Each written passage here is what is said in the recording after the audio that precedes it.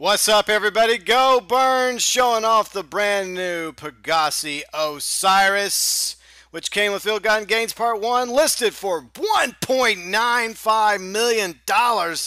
What the shit? This is one expensive ass supercar. In fact, it's the most expensive ass supercar in the game, and I just could not believe it when I saw that.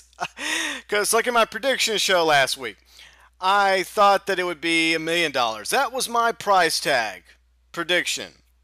And then I saw in Legendary All Sports 1.95. I'm like, damn. And then I went on the Rockstar Social Club website as we check it out in first person. Yeah, the stats, if you notice, look about the same as the Zentorno. Okay, the Zentorno is a little bit better because that Zentorno is obviously upgraded, which is what we're about to go do. But first, let's look at the interior of the Osiris on the Xbox One with my primary character, Janine.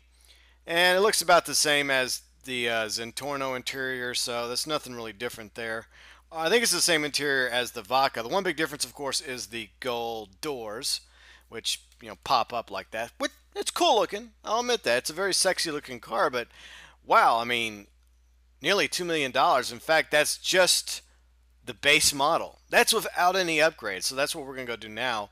Go into Los Santos Customs, get all the upgrades, the armor, the brakes, engine, transmission, turbo, bulletproof tires. We're going to do all that. Plus, I'll show you some of the other accessories that come with the Pegassi Osiris because it is customizable. There are some things you can do. So here's some color options, the basic colors.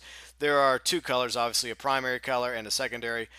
I was going back and forth as to whether or not I want black to be the primary color, but I don't know if I want black to be the primary color. What I think I'm going to do is I'm going to make black the secondary color on this ride. It's going to be Janine's new supercar. But that's one good thing, okay? So we have a brand new supercar after a year of waiting, because the last supercar we got was the Zentorno with the High Life update. So that's a plus. The downside is $1.95 million, especially when the stats are roughly the same as the Zentorno. I mean, Rockstar, what are you guys smoking? Must be some good shit. All right, so I think, yeah, we're going to go with just a cheap $700 secondary color because honestly, I have already spent a ton of money on this car. Over $2 million for the car and for all the various upgrades we talked about. And yeah, so I mean, here's what some of the various primary colors look like. Some look really good on this car, some not so much. I'm just going to keep it pink and black just because I already dropped, as I mentioned. I can't believe I dropped $2 million for this car.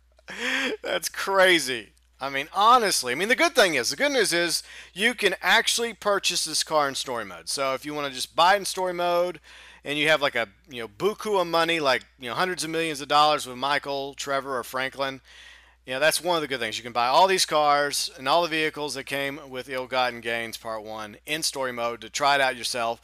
Test drive it around the map, see if you like the car or not before you actually purchase it in Grand Theft Auto Online. So yeah, here's some of the options. Overall, I'm not really impressed with the customizational features. So I think what I'm going to probably do is, for the most part, leave it alone. Not just because I dropped a ton of money, but for the most part, I kind of like the car as is. So we're going to test drive it. So welcome to the Wednesday edition of Racing Badly. I'm GeauxBurns. All right, so we're going to see how this baby does with 3 laps in criminal records. So here we go. So far, so good. I mean, yes, it's a very fast supercar. It will compete with the Zentorno and the Adder and the Entity. So that's the good thing. But honestly, I was expecting a little more. I mean, it's handling pretty well, actually. It's not bad. But in my honest opinion, if I had a do-over, if I could get back my $2+ million, I probably would. Even though I do have kind of a Pegassi collection in one of my garages for Janine, I would probably keep it because it is a Pegassi. But I honestly do not think it is worth $2 million. That's just my honest opinion. Let me know below in the comment section what you think about the Pegassi Osiris. We're also going to do the other vehicles coming up in a little bit.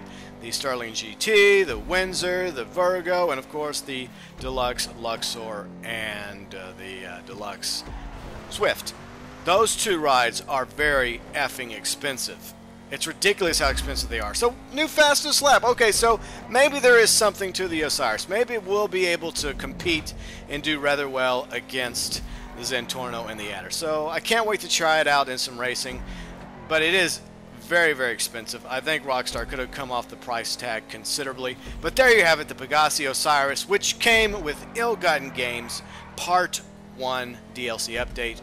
Now up on all 5 platforms on Grand Theft Auto Online.